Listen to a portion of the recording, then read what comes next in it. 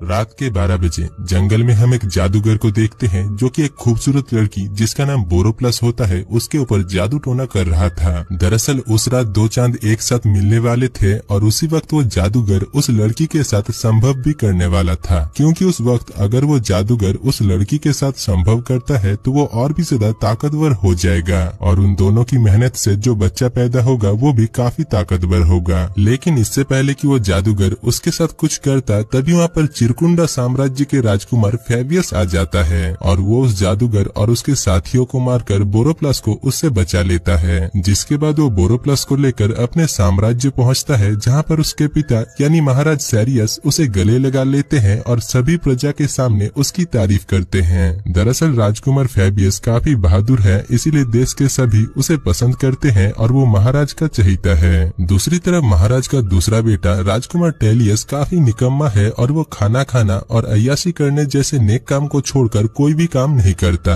जिस वजह से देश के सभी प्रजा और साथ ही साथ महाराज भी उसे पसंद नहीं करते। खैर इधर बोरोप्लस जो कि दिखने में काफी खूबसूरत थी, उसको देखकर फेबियस उसके प्यार में पड़ जाता है और वो उसके साथ शादी करने का फैसला करता है, जिसके बाद महाराज भी उन दोनों के शादी के लिए इजाजत दे देते हैं। रात में जब सभी एक साथ बैठकर खाना खा रहे थे तभी टेलियस काफी परेशान था, इसलिए फेबियस उससे पूछता है कि तुम्हें क्या हुआ है। दरअसल फेबियस अपने भाई टेलियस से काफी प्यार करता है और वो चाहता है कि चिरकुंडा देश का राजा उसे नहीं बल्कि टेलियस को बनाया जाए। खैर अगली सुबह उनके देश का एक सेना जिसका नाम आयरन मैन था, क्योंकि उसका एक हाथ लोहे का बना हुआ था, वो एक आदमी से कहता है कि टेलियस काफी निकम्मा है और वो इस देश का राजा नहीं बन सकता है, क्योंकि आज तक उसने कोई दुश्मन को मारना तो दूर की बात कोई मच्छर को भी नहीं मारा है। दूसरी तरफ हम टेलियस को देखते हैं जो कि ये सब कुछ सुन लेता है और उसे काफी बुरा लगता है, इसीलिए वो महल को छोड़कर वहाँ से चला जाता है। इधर थोड़ी देर बाद महल में फेबियस की शादी का रिवाज शुरू कर दिया जाता है, लेकिन फेबियस अपने भाई टेलियस के बिना शादी करना नहीं चाहता था, इसीलिए वो उसके लिए काफी देर तक इंतजार करता है। पर तब के जमाने में कोई फोन या फिर व्हाट्सएप ना होने की वजह से वो उसे कोई फोन या फिर मैसेज नहीं कर पाता, जिस वजह से वो उसके ना आने पर बोरोप्लस के साथ शादी करने लगता है। तभी हम देखते हैं कि वहाँ पर चद्दर ओढ़कर एक आदमी आता है और ये आदमी और कोई नहीं बल्कि वो जादूगर है जो कि अभी तक मरा नहीं था। वो जादूगर बोरोप्लस को अपने साथ लेकर जाता है और जाते जाते वो ये कहकर जाता है कि अगली 2 चांद की रात को वो बोरोप्लस के साथ संभव करेगा और इससे जो बच्चा पैदा होगा उसके जरिए वो इस पूरी दुनिया में कब्जा कर लेगा। खैर उसके जाने के थोड़ी देर बाद टेलियस वहाँ पर आ जाता है, जिसको देखकर महाराज सीरियस अपने बेटे टेलियस के ऊपर काफी गुस्सा होते हैं, क्योंकि टेलियस जो कि उस देश का अगला राजा बनने वाला है वो मुसीबत के समय वहाँ से भाग जाता है। यहाँ पर महाराज उसे आदेश देते हैं कि अगर वो बोरोप्लस को उस जादूगर के हाथ से बचाकर नहीं लाया तो उसे इस देश से निकाल दिया जाएगा। जिसके बाद अगले ही दिन टेलियस अपने साथियों के साथ बोरोप्लस को लाने के लिए वहाँ से निकल जाता है। अब काफी देर तक पहाड़ और जंगल को पार करके वो लोग एक गुफा के अंदर जाते हैं, जहाँ पर पहुँचकर वो लोग खुजली बाबा से मिलते हैं। दरअसल ये आदमी काफी पहुँचे हुए बाबा है और भविष्य बता सकते हैं, इसीलिए वो लोग उससे पूछते हैं कि बाबा हम किस तरीके से उस जादूगर को हरा सकते हैं। जिसके जवाब में खुजली बाबा कहते हैं कि तुम्हें उस जादूगर को हराने के लिए एक तलवार की जरूरत होगा जो कि तुम्हें पहाड़ के अंदर एक गुफा में मिलेगा। अब उस गुफा में जाने का रास्ता वो लोग नहीं जानते थे, इसलिए बाबा उन्हें एक कंपास देते हैं, जिसके बाद वो लोग उस कंपास को लेकर अपने सफर में निकल जाते हैं। काफी देर तक चलने के बाद वो लोग जंगल में एक जगह पर आराम करने के लिए रुकते हैं और इसी दौरान उनका एक बूढ़ा साथी उनसे दूर जंगल के अंदर जाता है और वहाँ पर पहुंचकर वो कुछ जड़ी बूटियों को घिसकर काला जादू करने लगता है। दरअसल वो बूढ़ा आदमी उस जादूगर के साथ मिला हुआ है, इसीलिए वो उस जादूगर को फेबियस और टेलियस ने जो प्लान बनाया था वो बता देता है। दूसरी तरफ उनका और एक साथी पेड़ के पीछे से उस बूढ़े आदमी को जादू टोना करते हुए देख लेता है, जिसके बाद वो ये बात फेबियस को बताता है और वो तीनों उस बूढ़े आदमी को पकड़ने के लिए उसके पास जाते हैं। यहाँ पर फेबियस उससे पूछता है कि क्या तुम उस जादूगर के साथ मिले हुए हो, जिसके जवाब में वो बूढ़ा आदमी कहता है कि वो उसी के लिए काम करता है। इसके बाद वो बूढ़ा आदमी 2 पत्थरों को निकालकर वो दोनों को एक साथ टकराता है, जिससे फेबियस और टेलियस कुछ वक्त के लिए अंधे हो जाते हैं। दूसरी तरफ वो बूढ़ा आदमी वहाँ से भागने की कोशिश करता है, लेकिन राजकुमार का वो साथी उसे पकड़ लेता है, जिसके बाद उस बूढ़े आदमी को सजा देने के लिए कैंप लाया जाता है और उसे आयरन मैन के हाथ पर छोड़ दिया जाता है। लेकिन यहाँ पर वो दोनों देखते हैं कि आयरन मैन के साथ साथ उनके सभी सेना उस जादूगर के साथ मिला हुआ है, सिवाय थे एक सेना के।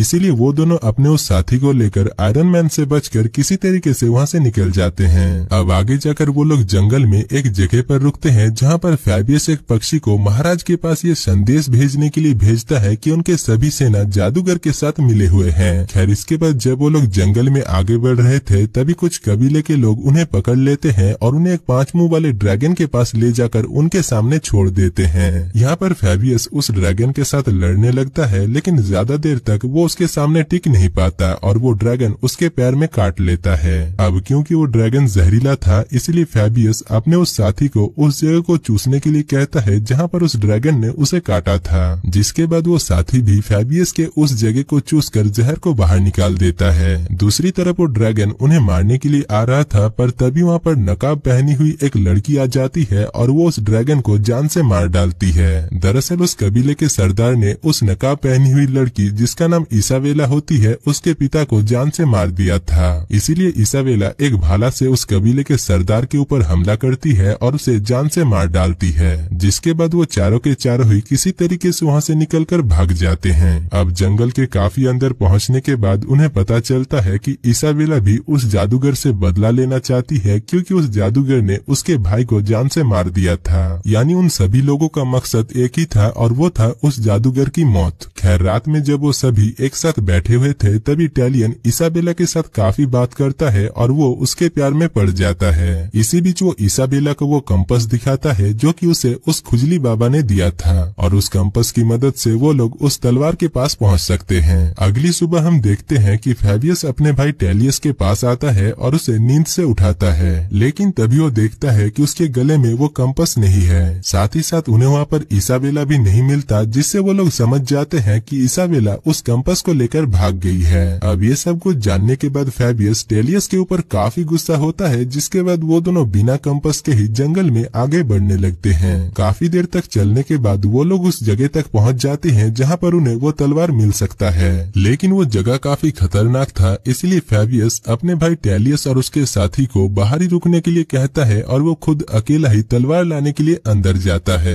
अंदर पहुंचते ही उसका सामना आयरन मैन से होता है और उसके साथियों के साथ उसकी लड़ाई होने लगता है। दूसरी तरफ टेलियस अपने साथी के साथ एक बार में जाता है जहाँ पर उसे इसाबेला मिल जाता है। इसीलिए वो इसाबेला को पकड़ लेता है और उससे वो कंपास मांगने लगता है, लेकिन इसाबेला उसे कंपास तो नहीं देती बल्कि उसे मारकर उसका कचूमर बना देती है, जिस वजह से टेलियस और उसका साथी जान बचाकर किसी तरीके से वहाँ से निकल जाते हैं। बाहर पहुँचते ही उसका साथी टेलियस को वो कंपास दिखाता है और उससे कहता है कि जब आप उस लड़की के हाथों मार खा रहे थे तभी मैंने उसके पास से इस कंपास को चुरा लिया था। अब वो दोनों जब यहाँ पर बात कर रहे थे तभी वो दोनों देखते हैं कि आयरन मैन फैबियस को पकड़कर अपने साथ लेकर जा रहा था, जिसको देखकर वो दोनों छुप जाते हैं क्योंकि वो दोनों उसके साथ मुकाबला नहीं कर सकते थे। अगली सुबह जब वो लोग जंगल में भटक रहे थे तभी उन्हें यह समझ में नहीं आ रहा था कि उन्हें अब क्या करना चाहिए। इसी बीच वहाँ पर उनके सामने इसाबेला आ जाती है और इसाबेला उनसे वो कंपास मांगती है। यहाँ पर टेलियस उससे कहता है कि उसके भाई फेबियस को आयरन मैन ने पकड़ लिया है, जिसको सुनने के बाद इसाबेला उसकी मदद करने के लिए तैयार हो जाती है, लेकिन सबसे पहले वो लोग उस तलवार को लाने के लिए उस कंपास की मदद से उस गुफा के अंदर जाते हैं और यहाँ पर उस गुफा के दरवाजे में उस कंपास को लगाते ही गुफा का दरवाजा खुल जाता है। इसके बाद जब वो लोग गुफा के अंदर जाते हैं तभी एक खतरनाक जानवर उनके पीछे पड़ जाता है, इसीलिए वो लोग अपनी जान बचाने के लिए इधर उधर भागने लगते हैं। इसी बीच टेलियस उस तलवार के पास पहुंच जाता है और उस तलवार को लेकर उस जानवर को जान से मार डालता है, जिसके बाद जब वो लोग बाहर निकलते हैं तभी उनका सामना एक सरदार से होता है। टेलियस उसे भी अपने साथ चलने के लिए कहता है और वो सरदार भी उनके साथ जाने के लिए तैयार हो जाता है। दरअसल टेलियस जानता था कि उसे अपने भाई को छुड़ाने के लिए काफी लोगों की जरूरत होगा, इसीलिए वो उन सभी लोगों को लेकर अपने भाई को छुड़ाने के लिए जादूगर के पास जाने लगता है। इसके बाद अगले सीन में हम देखते हैं कि आज वही दिन है जब दो चांद एक साथ मिलने वाले हैं, इसीलिए जादूगर उस लड़की के साथ संभव करने के लिए उसे एक जगह पर लेकर जाता है। वहीं दूसरी तरफ टेलियस अपने साथियों के साथ उस जगह पर आ जाता है जहाँ पर उस जादूगर ने फैबियस को बांध कर रखा हुआ था। यहाँ पर टेलियस अपने भाई को वहाँ से छुड़ाता है और उसे वो तलवार देकर कहता है कि ये तलवार का असल हकदार तुम हो। जिसके बाद वो लोग उस जादूगर को मारने के लिए उस जादूगर के पास जाते हैं और फैबियस उस जादूगर को पकड़ लेता है। दूसरी तरफ उनके बाकी सारे साथी जादूगर के साथियों को जान से मार डालते हैं। तभी आसमान में दो चांद एक साथ होने की वजह से वो जादूगर और भी ज्यादा ताकतवर हो जाता है। लेकिन इससे पहले कि वो जादूगर कुछ करता, फेबियस एक तलवार से उस जादूगर को जान से मार डालता है, जिसके बाद वो बोरोप्लस को वहाँ से छुड़ा लेता है और वो लोग उस जंग को जीत जाते हैं। अगले सीन में हम देखते हैं कि इसाबेला उन लोगों को छोड़कर वहाँ से जाने लगती है और वहीं उसके जाने पर टेलियस को काफी बुरा लगता है क्योंकि वो उससे प्यार करता है। इसाबेला उससे कहती है कि मैं तुम्हें हमेशा याद रखूंगी, जिसके बाद वो वहाँ से चली जाती है। इसके बाद फेबियस और टेलियस अपने राज्य में वापस आते हैं और फेबियस काफी धूमधाम से बोरोप्लस के साथ शादी करता है। उस रात जब टेलियस सोया हुआ था तभी उसे घर के अंदर से कुछ आवाजें सुनाई देता है, इसीलिए वो उसे चेक करने के लिए जाता है। इसी बीच वो देखता है कि वो और कोई नहीं बल्कि इसाबेला है, जो कि उसके पास आकर उससे कहती है कि मैं तुमसे बहुत प्यार करता हूँ और मैं तुम्हारे साथ ही शादी करना चाहता हूँ। जिसके बाद वो दोनों एक दूसरे के साथ मिल जाते हैं और दोस्तों मूवी यहीं पर ही खत्म हो जाती है।